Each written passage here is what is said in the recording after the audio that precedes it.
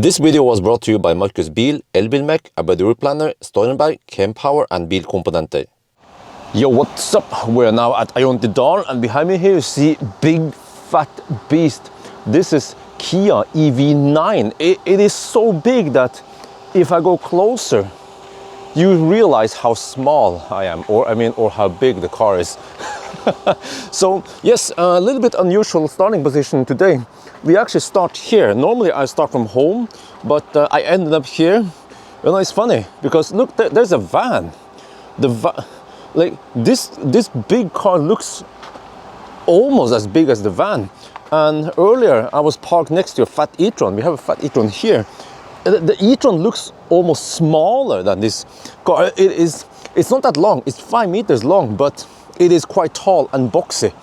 So yeah, you see there, we have a BMW iX there, and the iX seems small.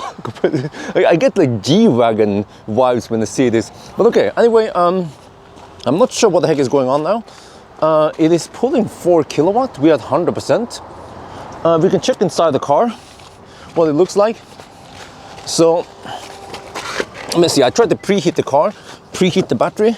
So we have 19 to 29 degrees Celsius. This is car scanner, this is car scanner, this is car scanner, this is car scanner, this is car scanner. Yeah, because people asking me. But it keeps jumping a little bit up and down. I wonder if the preheating is active. And that's why. But how the heck do we turn off preheating? There's only a start preheating. There's no stop preheating in the app here. Okay, but based on this, it could seem like we are good to go. So maybe I just have to disconnect. Can I turn off? This is weird. No, I'm not gonna play that yet. No shit. The app here is kind of wacky. Let me see. Oh, okay. My secret pin code. Alright, drive it. Okay. Booting up. Okay. If I turn off, will it then finish? What's gonna happen? I'm not sure. Yeah, okay, but we're gonna get ready for range test now. And there will be snow soon. And also, yeah, we have to hurry and do the 120 test before the traffic. Yeah, you see, I think we are finished. Yeah. So now CarScanner claims that we have 95 kilowatt hour. I'm not sure because CarScanner tends to misreport that. But okay, anyway, you guys know the procedure. Let's start driving. And I can show you that we cannot start from here because they have road construction in this section. So we have to drive now over to Minnesund and then we do the loops around there. All right, we're on the move and wait. It's supposed to be road construction on this side. They finished on this side, but they moved to the other side. Yeah, but you see, probably 50 or 60 kilometers per hour limit on the other side. That's why we can't do the here also. Yeah, you see. So normally I would do the 90 and the 120 test here. So that, yeah. But they only do this in weekdays. But then on weekends, then I tend to do other stuff like spend time with my family or do a 1,000 kilometer challenge instead. But that's why for now we have to go to Minnesund. But this will be finished. They say it will be finished in 2024. Well, it is 2024. So once it's finished, we can go back to Dal. I still. Man, this is a Chinese car or what? Man, bugging me. It beeps and shit. Huh? Okay. No, that was reckless driving. Oh shit, we almost hit that cone. No, but yeah, okay. So let's go get over to Minnesund. But let's see if the scale is working. It has been kaput for a while. No, I mean not kaput, but CA. Yeah, needs calibration. No, it's still CA. Yeah. So I don't know if you. Yeah, you see, nothing happens. We run away. Okay, we have to go to the other one at Garden One instead. All right, we're on the move, and all right, let's see. I'm gonna check the windsock. Oh, but is that windsock kind of kaput? We have some wind over here. Okay. We have to look at the next windsock. I'll just hug the left lane for a bit so you can see the windsock better. So we have wind from the north now, northwest roughly. And based on the erection of the windsock, you see that it is somewhat strong-ish. But remember that the wind is only strong around here, around Minnesund. Once we get further inland, there's more trees blocking wind. Same before here, Nebenes, that area. So Yeah, but at least we have dry asphalt. That's nice. That should mean not too crazy high consumption, but it is cold outside. We have to cruise at 124 on the speedo to match 120 GPS speed, and it's minus 9 degrees Celsius outside today. And yeah, so as expected, this is EGMP platform. You see that when we are just cruising, even at 120 kilometers per hour, it uses the rear motor. If I accelerate, there you see that in front kicks in. So yeah, it's trying to save as much energy as possible. But you know, we are doing 120 kilometers per hour. We have headwind, but it is still nice and quiet in here. And the comfort is just superb. And I did the noise test yesterday, and I found out that the noise levels here, despite that we have 21-inch winter wheels. I mean, who does that, man? It's a freaking pervert. Despite 21-inch wheels, we have roughly the same noise level as Mercedes EQS. That is 2 times more expensive. And maybe BMW iX and Fat e-tron, you know? Like this Korean car, you know, the poor man's SUV can match the Germans. Wow, the Germans need to be worried now. Also, comfort level is really good. I feel nice and comfy in here, but it feels a bit, I don't know what to say. I mean, it has the SUV, right? Yeah, so it's not a sports car. Then maybe you should go for a BMW iX, which is maybe the sportiest SUV out there, crossover. It's SUV, right? All right, result of the test, 342 watt-hour per kilometer, but you know, this is actually lower than the Hi-5 X we tried. What the heck, man? This is a box compared to the Hi-5 X, but okay, and it was even colder, but maybe it was slightly wet than the Hi-5 run. Wow, it seems like Korean efficiency is better than Chinese efficiency. All right, now we're doing the 90 test, so yeah. Now we'll go to Rudshøgda, but from Minnesund, Rudshøgda back end, that's 148 kilometer loop. You know, we need to check for distance error also. And for you guys who might not know, the error in the speed here is not the same as the error in distance. Every car manufacturer will always show, or will always go slower than the speed you think you're going, just in case you slightly overinflate the tires, then you don't go speeding, right? Even though I don't know why they care, because nobody's gonna catch you going 1 or 2 kilometers per hour over the speed limit anyway. But okay, let me see. Well, let me check something here. Tire pressure, okay, yeah, 2.8. It's supposed to be 2.6, I think, but you need to overinflate the tires for winter. Yeah. So it's interesting. It shows a power indicator. Yeah, on the rear wheel. So that's pretty cool. So if I do this, you see, okay, yeah, okay, right. But one thing I'm looking for here is that do we see how many percent we will arrive with? Yeah, we will. Oh, we can see it here. Okay, so the car estimates we arrive 42%. But this is something I don't like. I mean, I like this, of course, but what I don't like is that many car manufacturers, they hide it. They should have it quite visible here, you know? Yeah, because you don't always want to sit here and look at this. Well, it depends, I guess. Because now if I have it in this mode, this view, then I don't see this information, which is very useful. You can see that the battery care is not being used. The climate is pulling 2 kilowatts. Yeah, it's cold outside, so that makes sense. All right, this car is equipped with Meridian sound system. Let's see how good it is then. Oh, some mid-bass there. Oh, nice. I turn everything flat, turn off all the processing. Sounds great. Yeah. Pleasant. Let's test the bass here. Let me skip it a bit.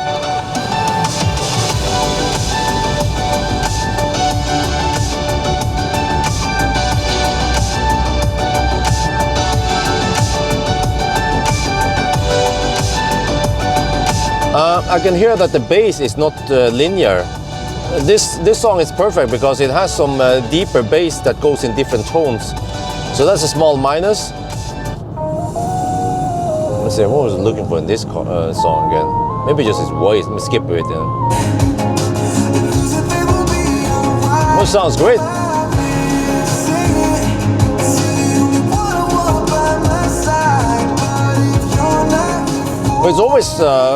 it's always challenging to have good bass in such a big car, because whether you put the subwoofer in the back, in the trunk, like in the Model X, then you have somewhat boomy bass because the bass needs to travel all the way in the back, from the back there.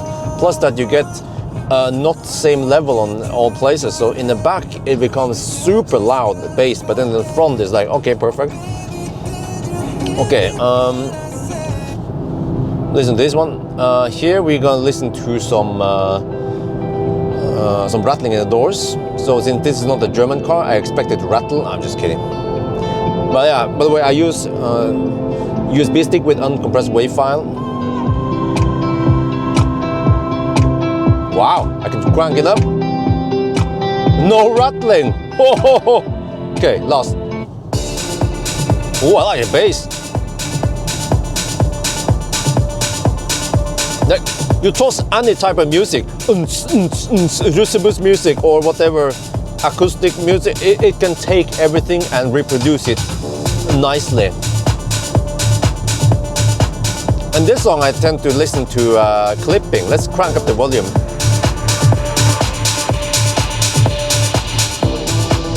Okay, there's some clipping on the bass towards the top.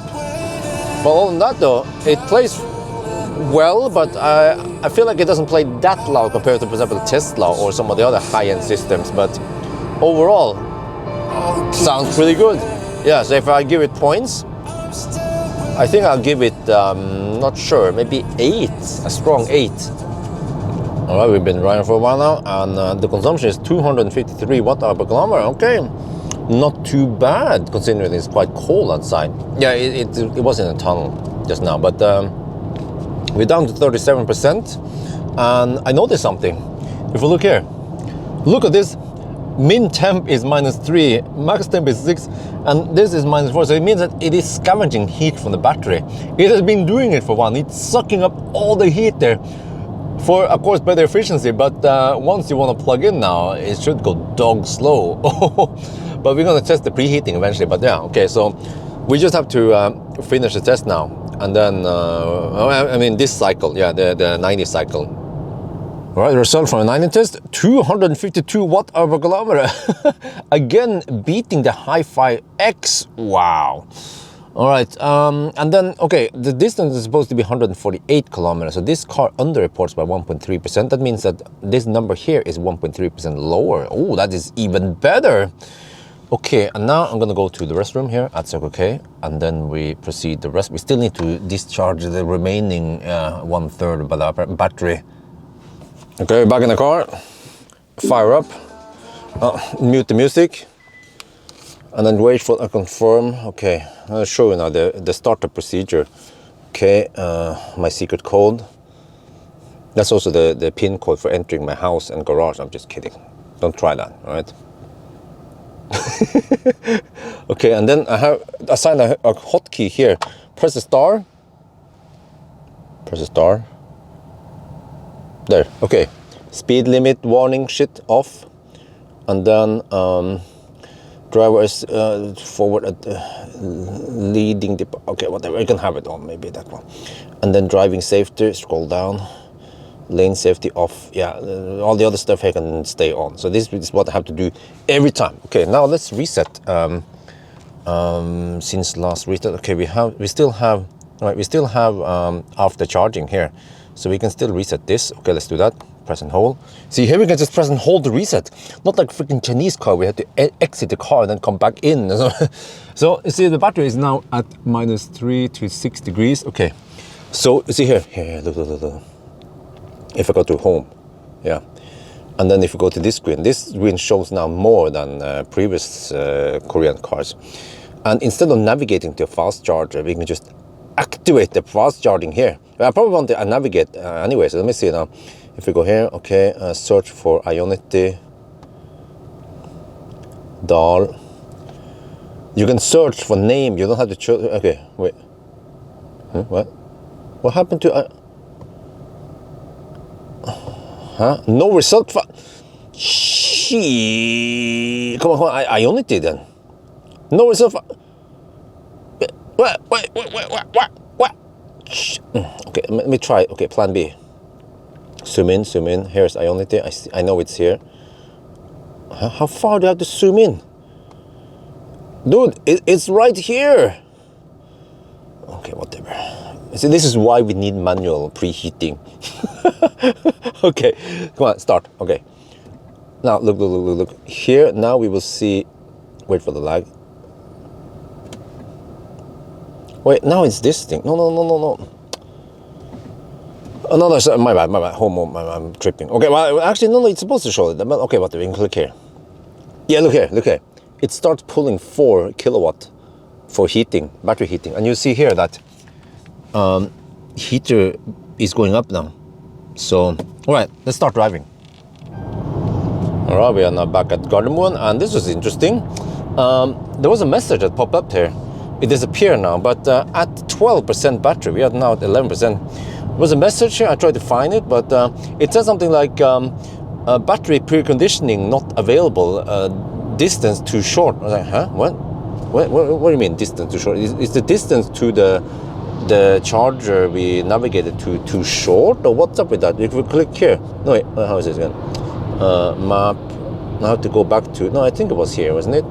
No, you have to go, sorry, my bad, home and then EV, yeah. You see that the preheating is off now.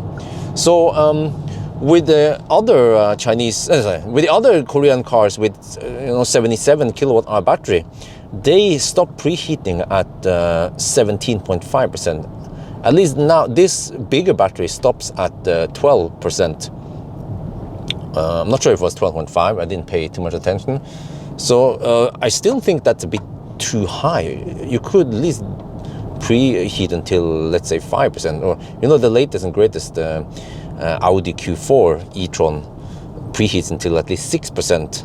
I'm not sure why it stopped at 6%. But okay, anyway. And also it is interesting. So it claims that the battery temperature is low. Is it really low? It's 10 to 18 degrees Celsius.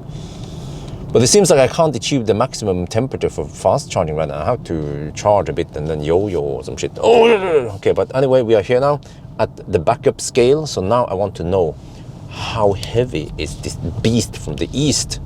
Okay, so this scale is actually always available. I mean, always working every time I come here. But then for some reason, the Minnesund scale is very often CA. So front axle now is... Oh, this is gonna be a heavy one. Okay, the whole car. Damn. Okay, well, it's a heavy beast. Alright, we're done with the test. I don't feel like going deeper. We have 4% on the display here, 4.5% here. And this is the last segment when we had the battery heater on. We actually couldn't drive that fast. I think average speed was more like 110 kilometers per hour. But the consumption was a lot higher. But then, so we have to look at, where's it going? This.